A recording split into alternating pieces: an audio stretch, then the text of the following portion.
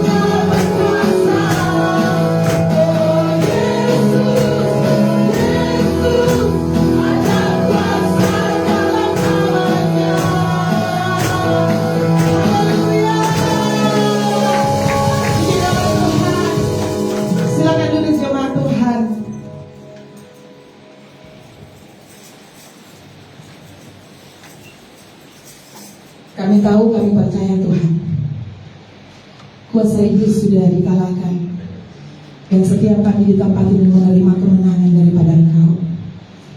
Kami terima kemenangan, kami lebih daripada pemenang. Tuhan sudah pulihkan kami, Tuhan sudah sembuhkan kami, karena Roh-Mu yang kudus itu yang memenuhi hati dan pikiran kami, yang tinggal dalam hidup kami, itu memberikan kami kemenangan Tuhan. Kami terima terjadi pemulihan di tempat ini Tuhan. Kami tidak mau ibadah kami sia-sia Tuhan. Bekerjalah ya Roh Kudus, bekerjalah di tempat ini. Terima kasih buat karya pengorbanan-Mu Tuhan. Terima kasih buat kasih-Mu yang membebaskan setiap kami. Terima kasih buat anugerah-Mu Tuhan yang memulihkan setiap kami Tuhan. Hanya di dalam nama-Mu ada kesembuhan. Hanya di dalam nama-Mu Yesus ada pemulihan, ada kekuatan yang mengalir memenuhi kami. Firman-Mu berkata bukan karena kuat dan gagahnya kami, tetapi karena Roh-Mu yang memenuhi, yang tinggal, Roh kekudusan. Terima kasih Tuhan. Mari datang bersyukur di hadapan Tuhan. Mari agungkan Dia, puji Dia. Mari kita bilang Tuhan,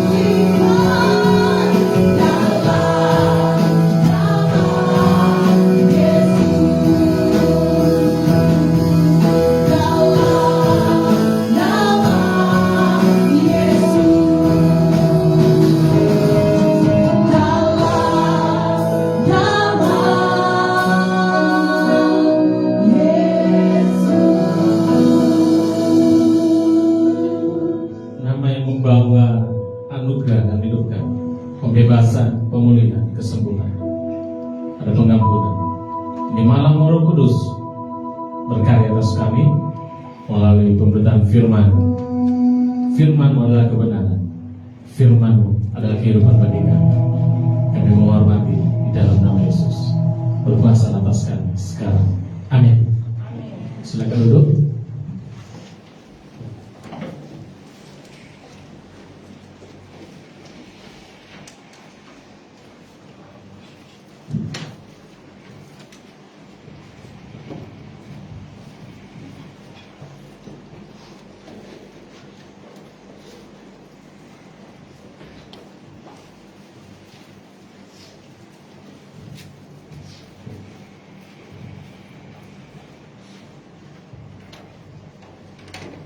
Oke, shalom semuanya. Shalom. Selamat malam. Terima kasih buat Bapak Ibu yang baru pertama kali hadir, saudara-saudara, Tuhan memberkati. Terima kasih buat kehadirannya semua. Kita ada di bagian kedua, berjalan dalam otoritas ilahi. Ini luar biasa. Pembahasan ini sangat menarik, saudara. Dan saya pastikan bahwa pembahasan ini akan menimbulkan konfrontasi di dalam pikiranmu, di dalam batinmu.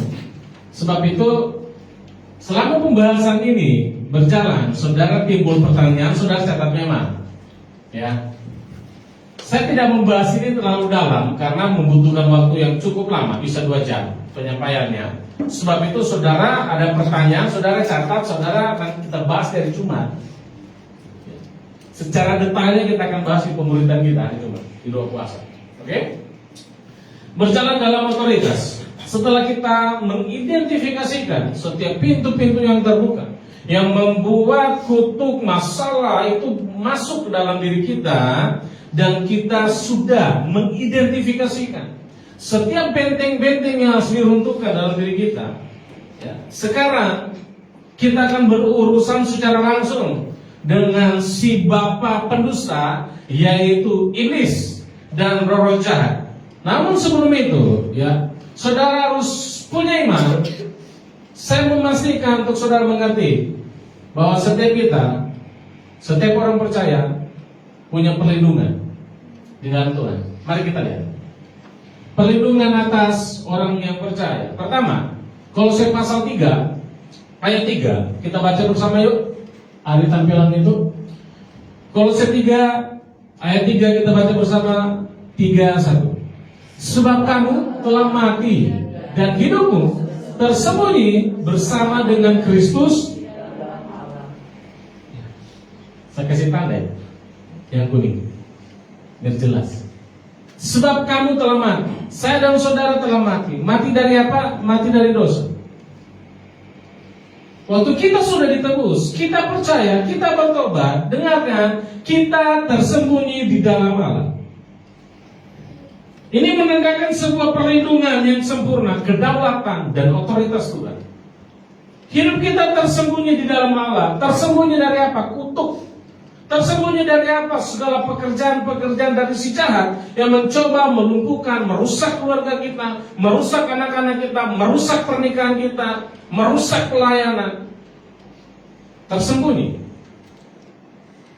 Satu lagi, 1 Yohanes pasal 5 ayat 18. Kita baca bersama. 3:1. Kita tahu bahwa setiap orang yang lahir dari Allah tidak berbuat dosa, tetapi dia yang lahir dari Allah melindunginya, dan si jahat tidak dapat. Orang percaya tidak bisa disantet, saudara. Ya. Kenapa? Si jahat tidak bisa menjamah. Kenapa? Kita tersembunyi di dalam hadirat Tuhan. Saudara orang percaya, saudara harus percaya ya. Masalah tidak akan pernah bisa membuatmu mati, tidak akan pernah bisa membunuhmu, karena saudara tersembunyi di dalam hadirat Tuhan. Dan apapun yang iblis mau kerjakan dalam hidupmu itu tidak akan pernah bisa. Ada Tuhan bersama saudara.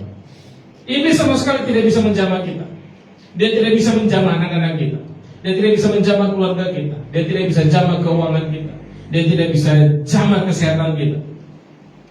Iblis tidak bisa menghancurkan panggilan saudara. Destinimu tidak bisa iblis hancurkan. Tapi dengarkan, satu-satunya yang dapat menghancurkan hidupmu adalah hidupmu sendiri. Kapan? Ketika saudara lebih mempercayai kebohongan iblis dibandingkan kebenaran Tuhan. Iblis tidak bisa hancurkan panggilan kita, tapi saudara bisa hancurkan panggilanmu sendiri. Ketika janji-janji Tuhan tampak tidak tergenapi, kita sudah berdoa, kita sudah berpuasa, kita sudah melayani dengan tekun, kita beribadah dengan tekun, tetapi kita ada di satu sebuah persimpangan di antara, kita harus menunggu janji itu digenapi, menunggu doa-doa kita dijawab. Dalam situasi seperti ini, kita seringkali menghancurkan panggilan kita sendiri, menghancurkan hidup kita sendiri. Hidup akan tidak sembuh, akhirnya pergi ke tempat lain, menunggu berkat Tuhan. Tampaknya Tuhan belum jawab, tapi kan Tuhan selalu jawab. Tapi bukan waktu kita, harus tunggu waktunya Tuhan. Akhirnya apa? Kita tipu sana, tipu sini, kita cari alternatif yang lain untuk mendapatkan apa yang kita inginkan. Akhirnya yang salah siapa? Ya, ujung-ujungnya kita salahkan Tuhan. Kenapa lambat dijawab? Seandainya gue jawab cepat Tuhan, saya akan begini. Wah, belajarlah sabar untuk menunggu. Ya. Dalam situasi seperti ini, yang perlu saudara dan saya lakukan adalah percaya. Untuk bisa percaya, terlebih dahulu saudara harus mencintai firman. Kepercayaan timbul dari mencintai saudara. Saudara tak akan pernah bisa percaya dengan orang kalau saudara tidak suka dengan dia. Ya, suami istri tidak akan pernah bisa saling mempercayai kalau mereka tidak terlebih dahulu jatuh cinta. Tidak mungkin kita mau menikah dengan orang yang kita tidak percaya. Jangan dia sianida kita nanti pas kita makan bersama, diracun kita. Kan tidak mungkin. Kita akan menikah dengan orang yang kita cintai. Cinta menghasilkan kepercayaan. Membaca firman membuat kita termotivasi. Tetapi kedisiplinan membuat kita bertumbuh, bukan cuma maju tanpa tenaga, tapi kita bertumbuh. Waktu kita membaca firman, semakin bertumbuh, kita akan semakin mengerti dan bisa mengakses, menggunakan otoritas yang Tuhan percayakan. Pelayanan pelepasan itu indah, saudara, dan powerful kalau kita mengerjakannya dengan pengertian dari Tuhan. Sejauh ini yang saya sampaikan mengenai benteng-benteng dan roh-roh jahat, pekerjaan-pekerjaan dari si musuh, itu bukan untuk membesar-besarkan musuh. Oh, iblis itu berkuasa, setan-setan itu kayaknya dahsyat, tidak. Tapi saya mau menyatakan betapa besarnya kuasa Tuhan yang ada di dalam diri anak percaya, anak-anak Tuhan, dan iblis harus tunduk. Mau tidak mau, suka tidak suka. Kayak lagu tadi, ya, kita injak iblis. Itu bicara tentang otoritas. Tapi berapa banyak iblis injak anak-anak Tuhan karena tidak percaya, tapi ke gereja.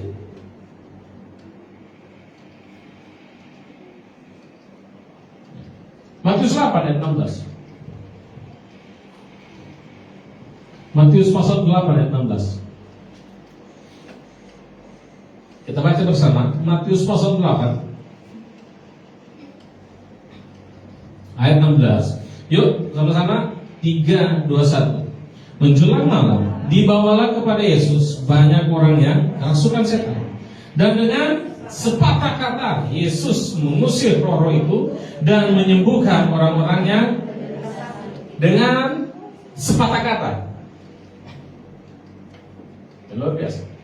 Lihat lagi, Markus 1 ayat 21 dan 22. Markus 1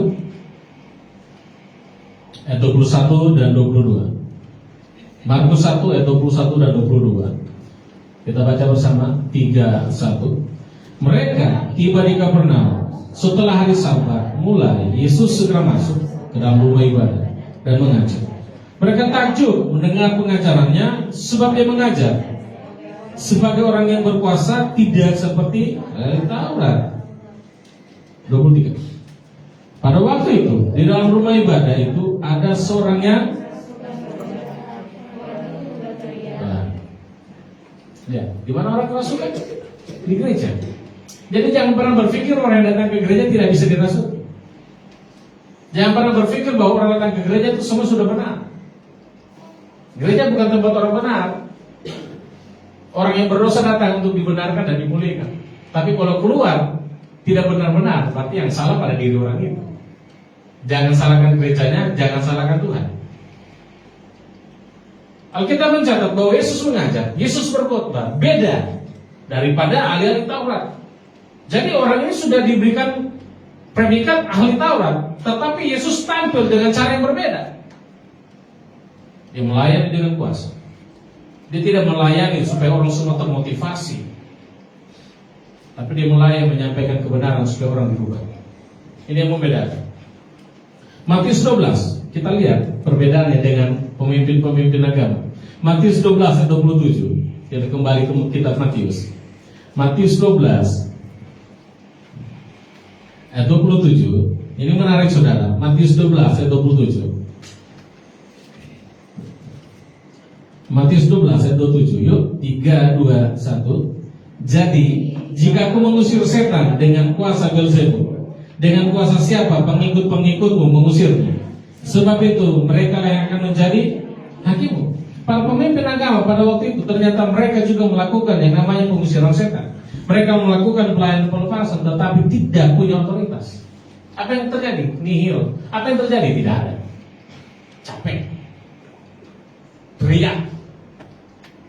Setannya tidak keluar. Mereka menggunakan ritual-ritual khusus, doa-doa yang dihafal. Ikuti tradisi orang Yahudi. Mereka menggunakan kemenyan. Mereka pakai air, mereka pakai minyak, mereka pakai garam dan doa-doa, banyak doanya. Setannya pergi? Tidak. Yesus mengusir hanya dengan sepatah kata.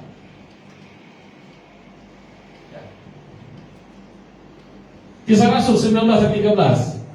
Kisah tentang 7 anak Skewa. Alkitab mencatat bahwa bapaknya adalah imam Yahudi. Imam yang melayani, bekerja di Baital. Tetapi mereka tidak hidup. Seperti yang dimau oleh Tuhan. 7 anak Skewa dicatat dalam Kisah Rasul. Mereka berkeliling mengusir setan-setan yang merasuki orang-orang. Dengan apa? Dengan ritual yang dilakukan para imam-imam dan ahli-ahli Taurat. Dan mereka menyisipkan nama Yesus, tetapi melalui pengalaman Paulus, bukan pengalaman mereka. Apa yang terjadi? Gagal. Mereka dihardik oleh si jahat. Nah, sekarang kita bisa mendapatkan titik terangnya. Apa yang membedakan Yesus dengan pemimpin agama? Apa yang membedakan Paulus dan 7 anak Skewa? Pemimpin agama mengusir setan dengan ritual. Yesus mengusir dengan hubungan. Hubungan kepada Bapa, hubungan kepada Roh Kudus. 7 anak Skewa mengusir roh jahat dengan apa? Dengan ritual. Paulus mengusir setan dengan apa? Dengan hubungan kepada Yesus. Itu poin pertama. Untuk berjalan dalam otoritas Tuhan, kita perlu hubungan. Kita butuh hubungan. Tanpa hubungan kita bisa menjadi orang Kristen, tetapi sama dengan orang yang tidak percaya, yang bukan Kristen. Ini akan membedakan kita dengan orang-orang yang tidak percaya, saudara, sekalipun mereka Kristen. Setiap orang yang sudah lahir baru telah memiliki Roh Kudus, tetapi untuk berjalan dan mengakses otoritas dari Tuhan dibutuhkan yang namanya hubungan. Semua orang Kristen bisa menyebut nama Yesus, tetapi tidak semua orang Kristen mengalami kuasa dari nama itu. Saat kita terdesak, beberapa orang menggunakan nama Yesus sebagai mantra agar mereka ditolong, tetapi pertolongan tidak ada. Kenapa? Karena mereka tidak punya hubungan. Iblis tidak takut dengan semua pengetahuan kita tentang dunia spiritual. Semua teologi, semua metode yang kita hafal, kita kuasai, semua protokol-protokol yang dilakukan oleh buatan-buatan manusia. Iblis tidak takut dengan orang-orang yang datang ke gereja dan melayani di dalam gereja dengan berbagai jabatan yang mereka punya. Satu-satunya yang iblis takuti hanya nama Yesus. Hubungan kita dengan Tuhan membuat nama itu berkuasa di dalam hidup kita. membaca kitab suci, berdoa dengan jam pribadi, membangun kesadaran akan hadirat Tuhan, melakukan perintah Tuhan dengan berserah diri, itu adalah cara kita membangun hubungan dengan Tuhan. Dan saya berdoa kiranya tembok penghalang yang menghalangi saudara untuk membangun hubungan dengan Tuhan, biar itu diruntuhkan. Saudara mengalami gairah yang baru, cinta, anugerah, dorongan dari Roh Kudus membuatmu terhubung, tetap terhubung dengan Tuhan. 2 Raja-Raja pasal 5 ayat 9 sampai 11.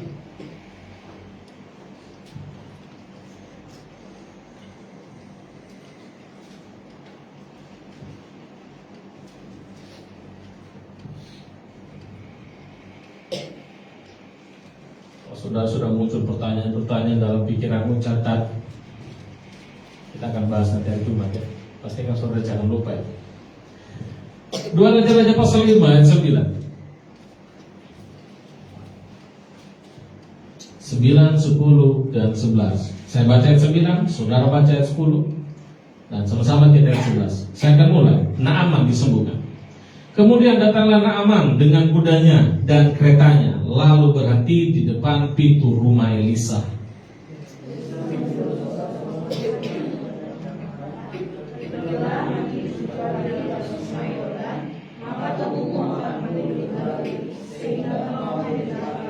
Ya, sama-sama. Tetapi pergilah Naaman dengan dekat. Aku sangka bahwa setidak-tidaknya ia datang keluar dan berdiri memanggil nama Tuhan Allahnya, lalu menggerak-gerakkan tangannya di atas tempat penyakit itu, dan dengan demikian menyembuhkan penyakit kustaku. Wah, ending dari kisah ini Naaman sembuh. Itu endingnya. Dengan cara dia menyeburkan diri 7 kali ke dalam sungai Yordan. Dulu saya berpikir kisah ini tentang pentahiran. Saya fokus dengan penyakit Naaman. Saya fokus dengan dosanya Naaman, karena dia adalah bangsa yang menyembah berhala. Saya fokus dengan air yang digunakan.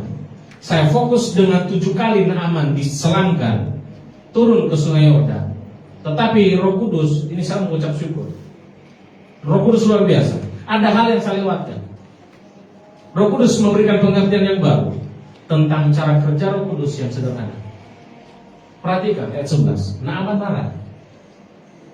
Dari Aram dia naik kereta, dia pergi ke rumah Elisa yang ada di Israel. Di dalam pikirannya Elisa akan datang menghampiri dia. Dia akan teriak, Elohim, Elohim. Kira-kira begitu. Sembuhkan Naaman. Dia tumpang tangan, dia hambur mungkin situ kemenyan di mukanya Naaman. Itu yang diharapkan. Tetapi tidak terjadi. Elisa tidak keluar, dia cuma suruh Gehazi bilang dengan dia, celupkan dirinya 7 kali di sungai Yordan. Bukan masalah air.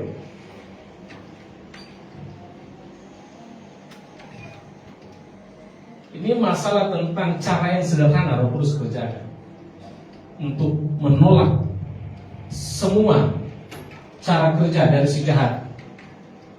Naaman berpikir Elisa akan seperti dewa-dewa mereka yang berteriak memanggil nama dewa. Tapi tidak seperti itu. Sama sampaikan saudara, agama dan aturan-aturan yang dibuat manusia membatasi Roh Kudus bekerja di gereja, membatasi Roh Kudus bekerja dalam pelayanan pelepasan, membatasi Roh Kudus bekerja dalam pelayanan kesembuhan. Tetapi Alkitab memperjelas bahwa bagaimana Roh Kudus bekerja, beroperasi sederhana tanpa campur tangan manusia, tanpa doktrin, tanpa ritual, tanpa protokol.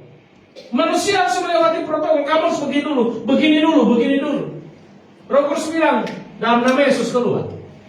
Yesus sudah mengajarkan dan mempraktekannya. Paulus sudah mempraktekannya. Rasul-rasul sudah mempraktekan. Tetapi orang-orang Kristen zaman sekarang pakai ritual. Harus pakai ini, harus pakai itu, harus pakai ini.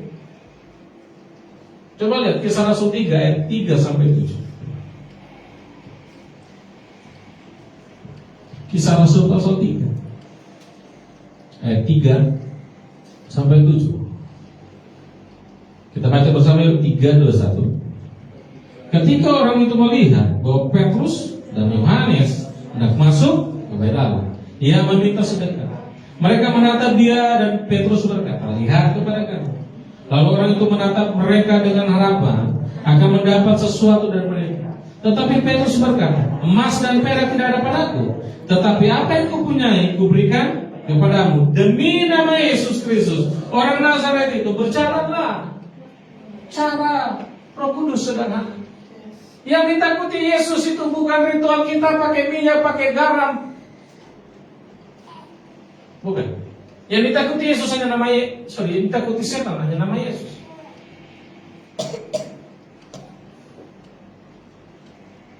Bukan berarti saya katakan saya kan juga pernah melakukan di dalam praktek itu. Karena kenapa? Dalam pelayanan pelepasan itu kan yang pertama diajarkan dengan saya. Saya tidak mencela, saya menghormati. Tetapi saya katakan seperti ini. Kalau kita mau pergi ke satu kota, taruhlah kita pergi ke Morowali. Kita bisa jalan kaki, tapi kenapa kita tidak naik pesawat? Kalau ada pesawat dan disediakan tiket gratis, kenapa harus berjalan? Kalau ada yang lebih efektif, kenapa kita harus capek? Betul. Roh Kudus memberikan cara yang paling efektif supaya kita tidak capek dalam pelayanan ini. Seperti kesaksian ceritanya siapa? Ceritanya Lia dan ceritanya Tri. Itu orang di sana kasih semua orang pakai nama kue apa? Ya. Apakah kue pernah cetaknya? Kalau lagi kue apa? Ya kamu lah orang Kulawi apalah dipakai kalau sebut nama Tuhan.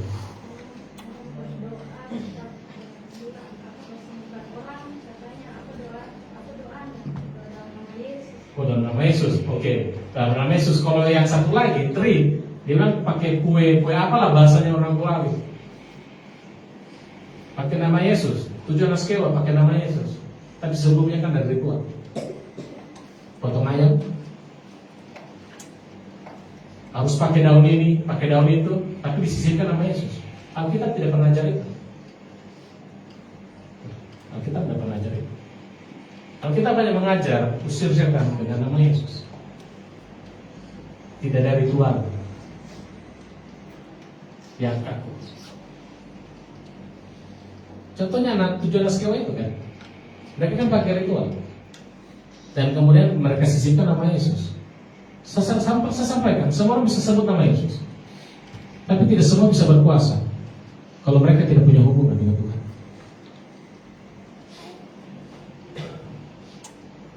Sebelum kita dapat memahami cara kerja Roh Kudus, kita harus melepaskan cara-cara manusia.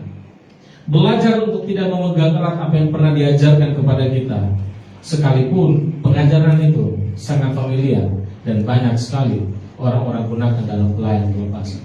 Saya katakan bukan tidak bisa, tapi kurang efektif. Saya melakukan pelayanan seperti itu, apa yang terjadi dengan saya capek, pulang selalu. Akhirnya Roh Kudus memberikan sebuah pengertian yang baru. Saya tidak mau terpaku dengan doktrin, dengan pengajaran yang diajarkan dengan saya. Harus begini, doakan orang. Harus pakai ini, doakan orang. Saya lebih tunduk dengan Roh Kudus.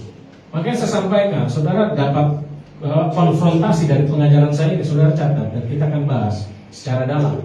Saya tidak bahas secara dalam di minggu ini, karena waktu itu cukup lama. Karena kita pasti akan, pastor kalau begini bagaimana? Kenapa seperti ini? Dulu pastor pakai ini, nah itu dulu kan. Gitu. Kalau kita dikasih pengertian yang baru dari Roh Kudus, kenapa kita tempat lebih sederhana? Roh Kudus itu sederhana, saudara. Agama dan aturan manusia mempersulit Roh Kudus bekerja di dalam diri kita, yang membuat kita itu capek.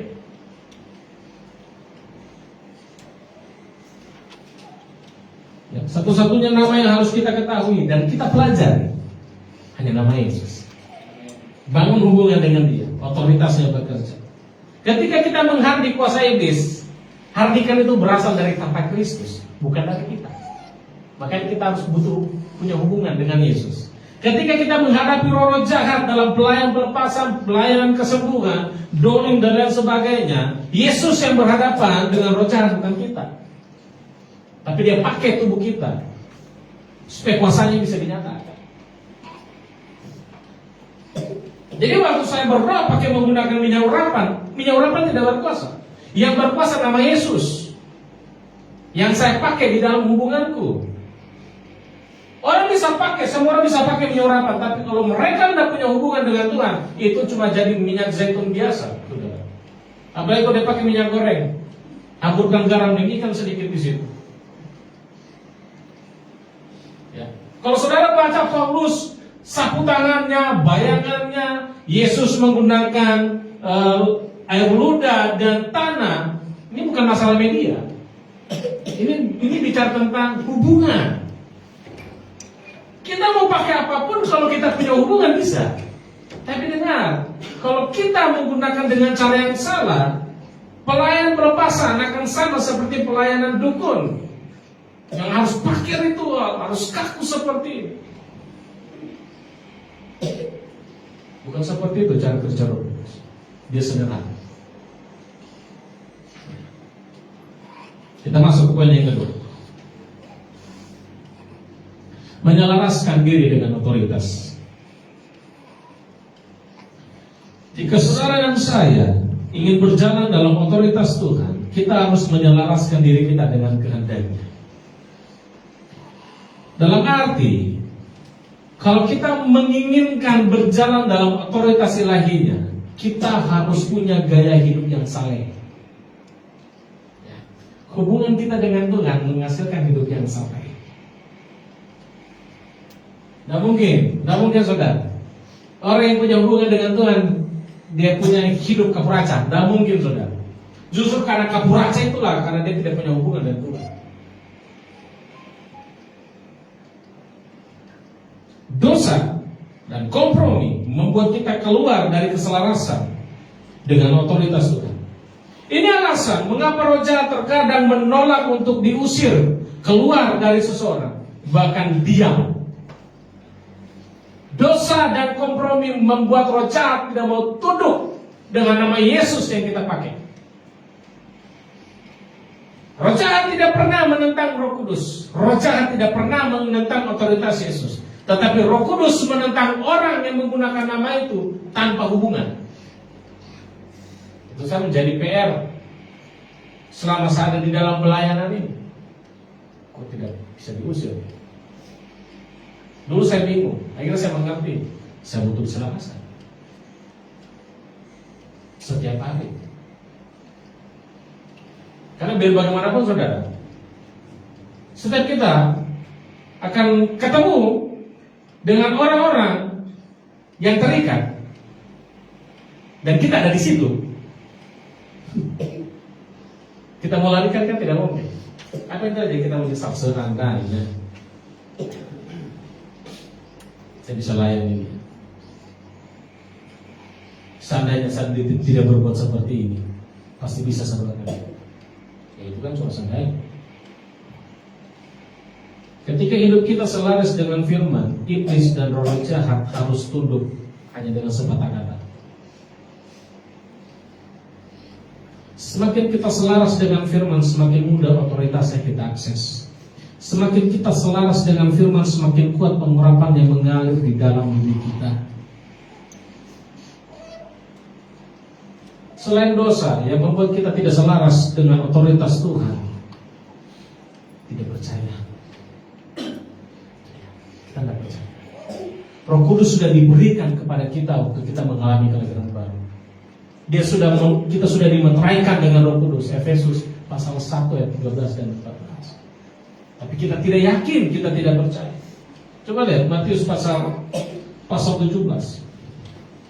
Matius pasal 17. Matius pasal 17.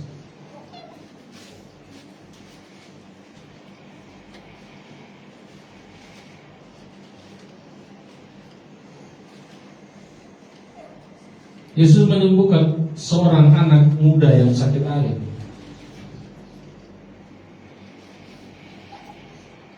Jadi kisahnya, ini murid-murid mengusir, ada seorang yang dirasuki, anak laki-laki.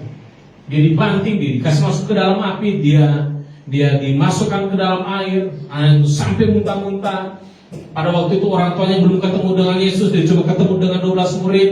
12 murid usir tapi tidak keluar-keluar. Padahal sebelumnya di Matius pasal 10, Yesus mengutus murid-murid dengan otoritas, dengan kuasa, dan semua orang yang kerasukan setan, orang yang sakit sembuh. Tapi dalam kasus ini mereka gagal. Apa yang membuat mereka gagal? Coba perhatikan ayat 17, kita baca ayat 17, Matius 17 ayat 17. Yuk, 3-1. Maka kata Yesus, hai kamu angkatannya tidak percaya dan yang sesat, berapa lama lagi aku harus tinggal di antara kamu? Berapa lama lagi aku harus sabar terhadap kamu? Bawalah anak itu kemari. Yesus menegur, Yesus marah, kamu tidak percaya, kamu sudah diberi otoritas. Minggu lalu kamu doakan orang sembuh, orang yang kerasukan mereka dibebaskan. Kamu mengadakan tanda-tanda mujizat. Kok sekarang kamu ragu? Kok sekarang kamu udah percaya? Padahal sudah dikasih. Seringkali kan kita juga ragu kan. Kita doakan, kita sembuh ya. Kok tidak sembuh ya? Kok mukanya tidak berubah ya? Gitu. Jadi sebenarnya kejadian itu murid-murid bingung. Mereka pulang. Menjelang malam, pada malam hari mereka sedang makan. Murid-murid bertanya, Guru, kenapa kami tidak bisa mengusir roh jahat itu? Kenapa roh jahat itu tidak mau tunduk? Kok mereka tidak mau keluar? Apa penyebabnya? Apa solusi apa yang Yesus kasih? Cari daftar keturunan, cari dosa generasi, cari pintu masuknya di mana. Lihat dosa apa yang dibuat oleh keturunannya. Buat daftar, cari nama setannya, cari pangkatnya apa. Legion kah? Beelzebul kah? Unclean spirit kah? Apa Yesus katakan? Pulang doa puasa. Pulang doa puasa. Kamu harus berdoa dan puasa. Kembali lagi, cara Roh Kudus itu saudara. Kenapa harus doa dan puasa? Mereka sedang dalam posisi tidak percaya. Doa dan puasa menyelaraskan kembali iman kita.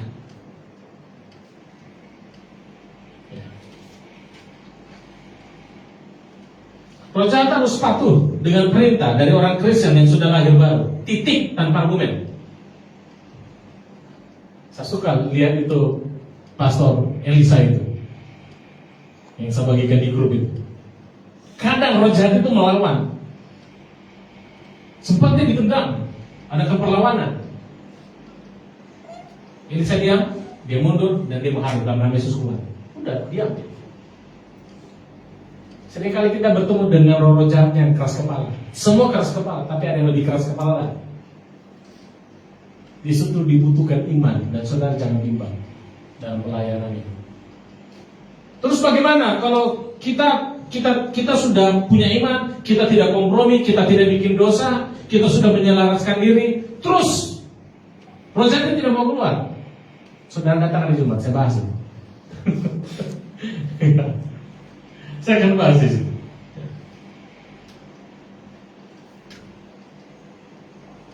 Oke, selanjutnya.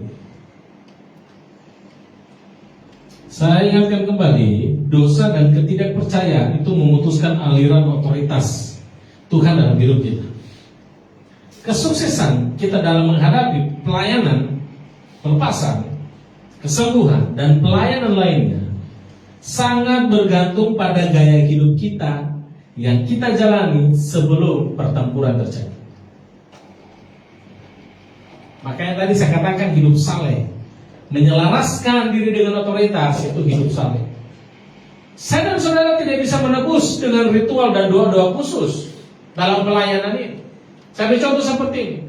Kita sudah lahir baru, tapi setiap hari hidup kita itu tidak saleh. Ngomong kita tidak saleh. Perkataan, cara hidup kita, cara kita memperlakukan orang, pikiran kita, niat hati kita tidak saleh. Negatif terus. Tiba-tiba kita ada panggilan untuk melayani orang yang kerasukan atau layani orang yang sakit. Apa yang terjadi? Berani? Tidak. Timbul keraguan. Kita panik. Kenapa? Kita tahu kita sedang menjalani hidup yang tidak saleh. Tapi kita terdesak untuk melakukan pelayanan itu. Apa yang terjadi? Kita puasa berhari-hari. Kita paksa otak kita untuk merenungkan firman Tuhan. Dan besok kita pergi pelayanan. Apa yang terjadi? Capek. Keluar? Tidak. Tidak bisa kita tebus gaya hidup yang tidak saleh hanya dengan puasa 1, 2, 3, 4 hari, 7 hari. Tidak bisa. Itulah kita katakan siap sedialah. Baik atau tidak baik waktunya untuk melayani. Jadi jangan tunggu besok mau pelayanan baru kita puasa. Tidak bisa, saudara. Tidak bisa kita tebus dengan ritual. Kita buat doa dan puasa itu sebagai ritual kita untuk mendapatkan anugerah Tuhan. Bukan seperti itu. Kalau bisa, kalau saudara mau puasa tiap hari bisa juga. Karena ada puasa tiap hari Jumat. Doa tiap hari masing-masing di rumah kita. Baca Alkitab setiap hari. Jadi begitu kita diperhadapkan dengan doa, mendoakan orang, kita tidak kaget. Oke, sudah waktunya. Otot-otot perlu direnggangkan. Ya, kan tidak perlu nanti, saya mau datang, tolong didoakan. Tunggu, saya belum siap. Nanti datang 3 hari lagi. Ada apa dengan 3 hari? Semua doa puasa. Kenapa tidak puasa dari kemarin? Sebelum orangnya datang. Kecuali ketidaksiapan kita karena kita begitu lelah karena pekerjaan. Kita masih bisa paksakan untuk melayani perlupasan orang. Tapi kalau kita tidak siap hanya karena kita tidak hidup saleh, keliru itu. Dan coba-coba maju. Capek. Tidak jadi apa-apa. Emosi kita terganggu. Saya mengalami hal-hal itu, saudara. Makanya saya ngomong seperti ini, jangan terulang dengan saudara. Cukup saya mengalaminya dan saya mengubah hal itu. Bagian terakhir, setiap hari kita harus hidup selaras dengan Tuhan melalui firman setiap hari. Percaya pada firman setiap hari. Tidak ada kompromi. Tidak ada dosa yang kita buat. Tidak ada keraguan. Yang ada hanya penyerahan diri. Penyerahan diri. Jadikan penyerahan diri dan ketaatan itu sesuatu yang penting untuk dikerjakan setiap hari. Dari pagi, siang, sore, dan malam. Belajar untuk taat. Jadikan itu sesuatu yang harus. Penting, sangat penting.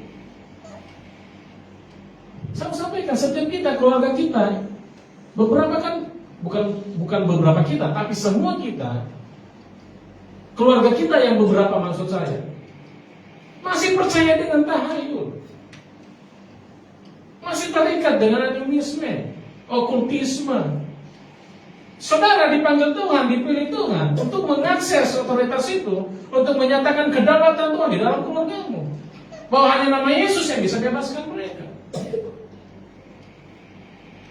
Tidak ada cara lain. Tapi kalau saudara sudah dipakai Tuhan, dipilih Tuhan, dan saudara tidak menjaga hidup yang saleh, saudara, dan saya kan kalang kabut sendiri. Kita pulang kampung, tiba-tiba ada kerasukan. Tahu kita di Palu pelayanan, doakan, tidak berani. Kenapa? Kita tidak menjalani hidup yang saleh. Dan kita takut. Dan kita coba untuk hadir dalam nama Yesus. Untung setan itu tidak balik dan, mau siapa? Iya toh? Kaget kan kita nanti di depan keluarga kan? Siapa kau? Keluarga kau bingung, siapa nih? Dan itu bukan anakku.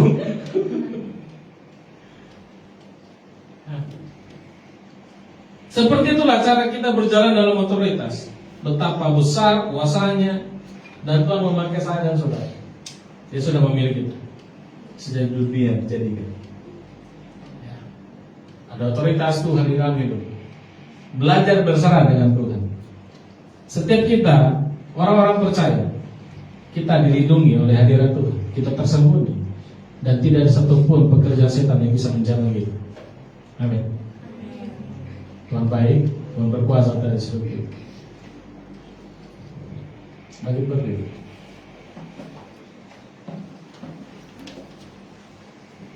Kita masuk dalam perjalanan.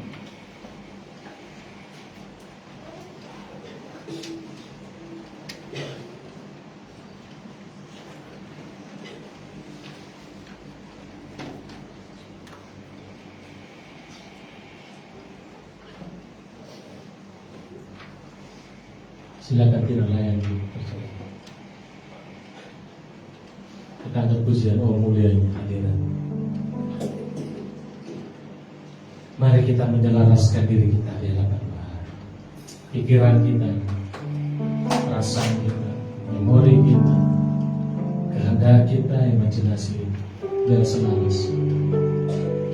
Roh Kudus kami butuhkan, menyelaraskan. Terima kasih. Terima kasih.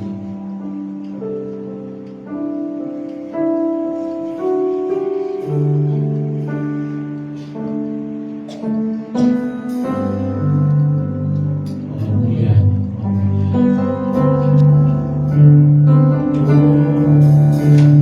mulia.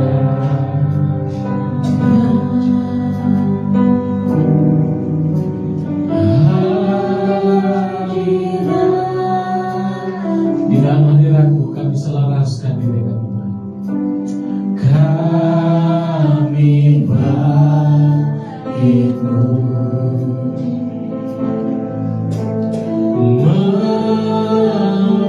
memujamu, diberkati kau Tuhan, diberkati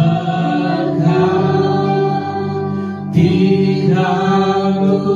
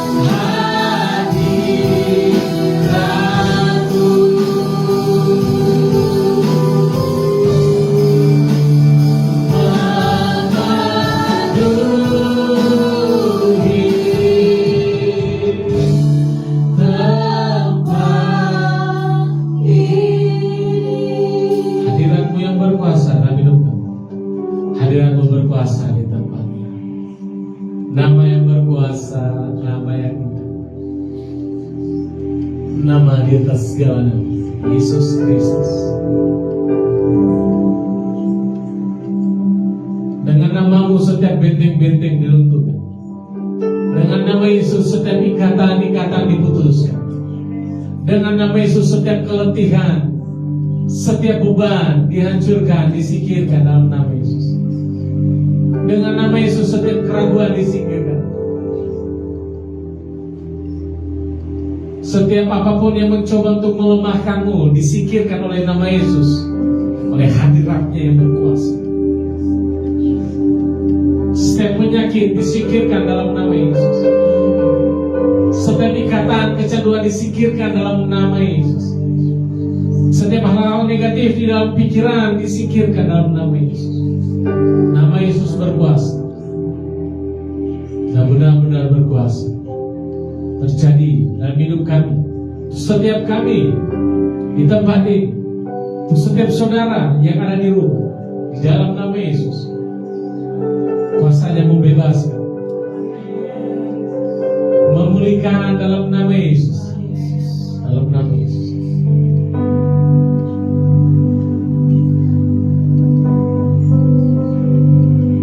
Saudara angkat roti tangan kanan, dengar firman ini. Diberkatilah roti dan anggur ini, dikuduskan, kami diselaraskan untuk semeja sehidangan dengan Yesus. Kami diselaraskan untuk menerima pewahyuan. Kami diselaraskan untuk menerima anugerah, kuasa dan otoritas. Sebab apa yang telah kuteruskan kepadamu telah kuterima dari Tuhan, yaitu bahwa Tuhan Yesus pada malam waktu ia diserah, dia mengambil roti dan sesudah itu ia mengucap syukur atas. Ia memecah-mecahkannya dan berkata, inilah tubuh yang diserahkan bagi kamu. Perbuatan yang menjadi peringatan akan aku. Kita makan dengan iman dalam nama Yesus.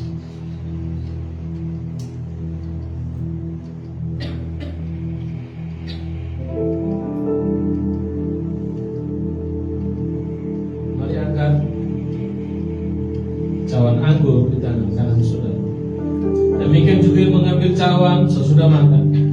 Lalu Yesus berkata, cawan ini adalah perjanjian baru yang dimateraikan oleh darah. Setiap kita ada di dalam perjanjian baru. Setiap kita ada di dalam hadirat. Setiap kita ada di dalam hadirat. Setiap kita sudah dibebaskan, dipulihkan. Berkaryalah, berkarya, oh Tuhan. Di mana ada roh Allah, di situ ada kemerdekaan. Di mana ada kebenaran, di situ ada pembebasan. Perbuatan ini setiap kali kamu meminumnya menjadi peringatan akan kita minum dalam nama Yesus.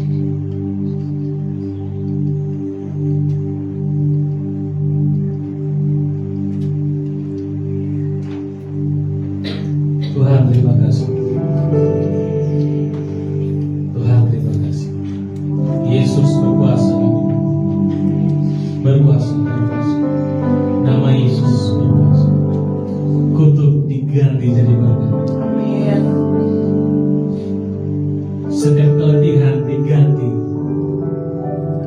dengan kekuatan daripada Tuhan. Setiap keputusasaan diganti dengan pengharapan. Setiap keputusasaan yang ada di dalam diri diganti dengan pengharapan.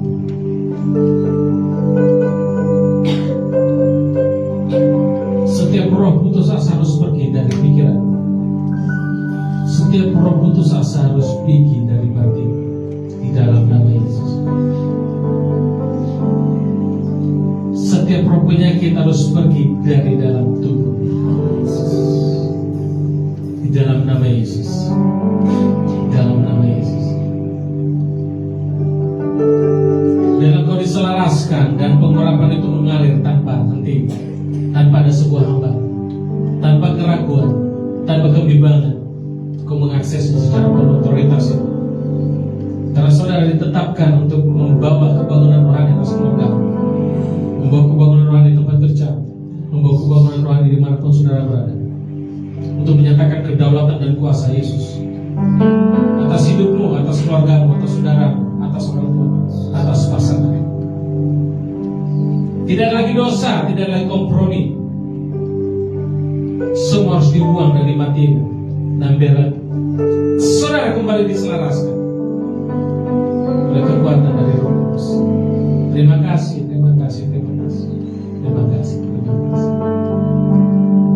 Mengalir kekuatan Tuhan di tempat ini. Dalam nama Yesus, dalam nama Yesus, dalam nama Yesus. Kami terima Tuhan, kami terima kedaulatan, kuasa, kami terima pengurapan dan otoritas, kami terima mengalir sejak awal. Setiap yang lemah dalam tubuh kami sudah disingkirkan. Benteng-benteng diruntuhkan dalam nama Yesus. Kami berjalan dalam kemenangan demi kemenangan, kekuatan demi kekuatan. Terima kasih. Berjalan dalam damai sejahtera. Berjalanlah dalam damai sejahtera mulai sekarang di dalam nama Yesus. Untuk setiap saudara, terima dengan terjadi dalam hidup sekarang dalam nama Yesus. Sama-sama kita katakan amin. Amin. Amin. Silakan. Kita akan beri persembahan. Namun sebelum kita dengan pengumuman dulu.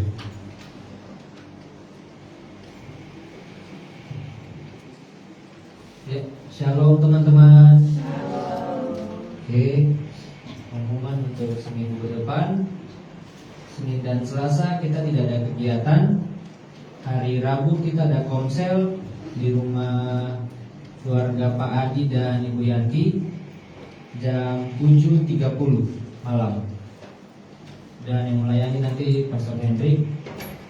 Hari Kamis kita tidak ada kegiatan.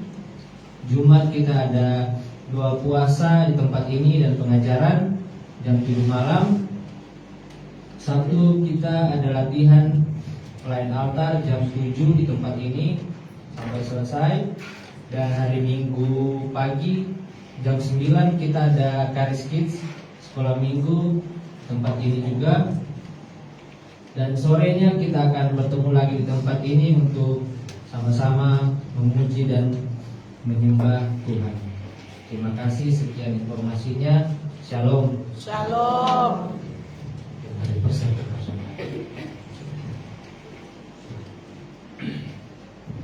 Di dalam nama Yesus, diberkatilah apa yang diusahakan oleh tanganmu, apa yang dikerjakan tanganmu, apa yang dilihat matamu. Diberkati setiap langkahmu, diselaraskan. Apa yang kau kerjakan mendatangkan keberhasilan, mendatangkan keberuntungan. Apa yang kau kerjakan dalam nama Yesus mendatangkan kemuliaan bagi Tuhan. Apa yang kau kerjakan dengan setia, tekun, jujur, dan terus melibatkan Tuhan, maka setiap orang yang melihat, mereka melihat Tuhan, mereka diberkati, mereka dipulihkan, mereka datang kepada Yesus karena hidupmu yang selaras. Mulai malam hari kau diberkati untuk menjadi berkat atas setiap orang yang kau jumpai. Diberikan ketekunan dan kesetiaan. Diberkatilah persembahan yang sedang kau berikan, kau tabur. Diberkati setiap perpuluhan, diberkati setiap penaburan benih. Tuhan memberkati makan minum, diberkati kesehatan anak-anak, suami dan istri, orang tua pun diberkati. Tuhan menjadi penyedia yang tidak pernah habis dan tidak pernah meninggalkan. Dia melihat, dia mendengar, dan tangannya setiap hari terulur untuk menyediakan apa yang kau butuhkan. Saya berdoa kau diberikan iman yang kuat dalam hal ini. Tuhan, kami datang dengan segala ucapan syukur, membawa persembahan dimuliakan Tuhan dalam nama Yesus. Persembahan sebelah kiri saya, di sebelah kanan saudara.